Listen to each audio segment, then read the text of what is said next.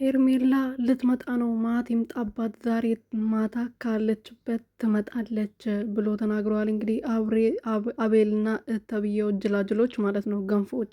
ከየት ነው የምትመጣው? ሲጀመር የት ሄዳ ነበረ? ልጇ ጋር ሄዳ ልጇን እንትን እያለች ፈታ እያደረገች ከባሏ ጋር ፈታ ዘና እያለች ነበር። የት ገባች መሰላችሁ? እኛ ልታጃጅሉን ትሞክራላችሁ እንዴ? እና ከየት ነው የምትመጣው? ማን ነበር ያገታት? እባክህ ጅል ምን ይመስላል? በእናታችሁ ገንፎ ማት ይምጣባት፣ እዛ ያስቀራት። አቦ ምን ትመጣለች ደግሞ? ሊጀምራት ነው ደግሞ።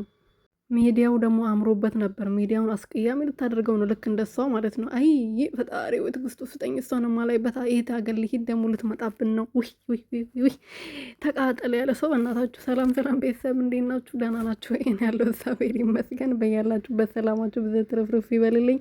እንግዲህ ሄርሜላ ካለችበት ወጥታ ልትመጣ ነው። ደስ ብሏቸዋል። እንግዲህ ትና ባል ተብዬው ወይም ደግሞ ባል ተብዬው ልበላው እንደዛ ነገር ባል ነው ወንድም ነው ለሄርሜላ ምንድን ነው? ያው የሷ ባሎች ብዙ ስለሆኑ እኮ እኔ የትኛውን ጠርቼ የትኛውን ልተው ብዬ ነው አስቤላት እኮ ነው ባል ብዬ ሊያዘው ብዬ ነው አጠቃላይ ማለት ነው። ምክንያቱም ስም ጠርቼ ስልጠቅሼ ስለማልችል ባሎቻቿ የሷ ባሎች ብዙ ስለሆኑ ማለት ነው። እና አብርሃም እንግዲህ በሳቅ አብደዋል። ትምጣ ዌልካም እንላታለን። እቺን ከፊሆነ ሴትዮ ሌላ ምንም የምንላት ነገር የለም። ግን ሩትዬ መክሰስ አለባት።